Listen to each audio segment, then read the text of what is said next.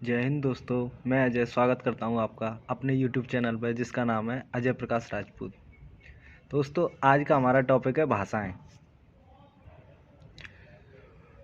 आज जानेंगे हम भाषाओं के बारे में। जो संविधान में जो कॉन्स्टिट्यूशन संविधान हमारा जब लागू हुआ था उस समय पर 14 भाषाएं रजिस्टर्ड थी।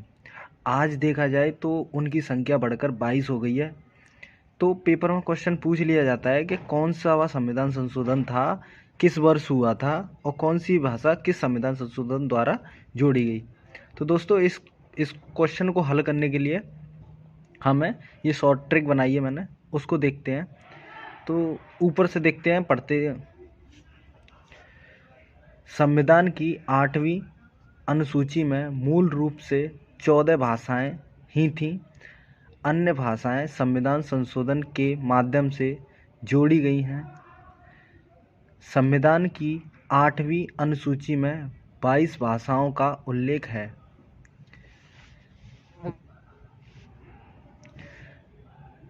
नोट में देखते हैं, सिंधी जो हमारी भाषा थी, सर्वप्रथम सिंधी भाषा को संविधान में जोड़ा गया।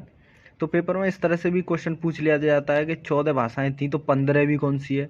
तो हम देखते हैं 15वीं सिंधी भाषा थी जो किस संविधान संशोधन द्वारा 21वें संविधान संशोधन द्वारा 1967 में जोड़ी गई थी।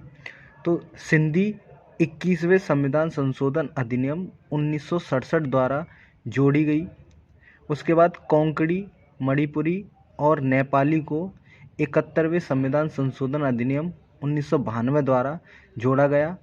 उसके बाद में मैथिली, डोगरी, बोडो, संथाली को 92वें संविधान संशोधन अधिनियम 2003 द्वारा जोड़ा गया है। इस प्रकार 3 बार संविधान संशोधन करके इन भाषाओं को जोड़ा गया है। तो दोस्तों देखते हैं हम अपनी शॉर्ट ट्रिक को। सर्वप्रथम मैंने लिखा है संविधान संशोधन, दूसरे पे वर्ष, तीसरे पे भाषाएं।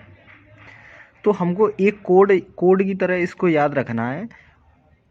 तो सर्वप्रथम संविधान संशोधन वाला कोड है, उसके बाद वर्ष वाला है, फिर भाषाएं। तो एक लाइन में एक तरह से हम इसको पढ़ें तो 2167, 71, 92 और 9203, एक ही लाइन में इस चीज़ को पढ़ें तो सर्वप्रथम जिस चीज़ का नाम लिया जाएगा वो संविधान संशोधन होगा और पीछे से जिसका नाम लिया जाएगा वो वर्ष होगा। 2167, 71, 92, 9203। तो इस तरह से एक ही लाइन में हम इस कोड को याद रखें तो हम संविधान संशोधन और वर्ष दोनों को एक ही क्रम में याद रख सकते हैं।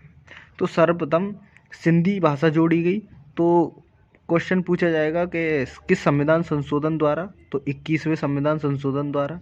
किस वर्ष, तो 1967 में। कौन सी भाषा, तो सिंधी भाषा। दूसरे पे पूछा जाएगा तो 71वें संविधान संशोधन द्वारा 1992 में। और नेपाली, मणिपुरी और कोंकणी। तो इन भाषाओं को, ये 3 भाषाएं हैं, इनको याद करने के लिए हम नमक को याद रखें तो नमक के माध्यम से हम इन तीनों भाषाओं को याद रख सकते हैं। न से नेपाल, मा से मणिपुरी और का से कोंकणी।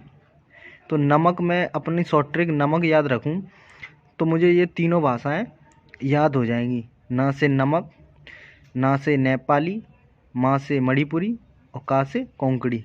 और तीसरी है 9203।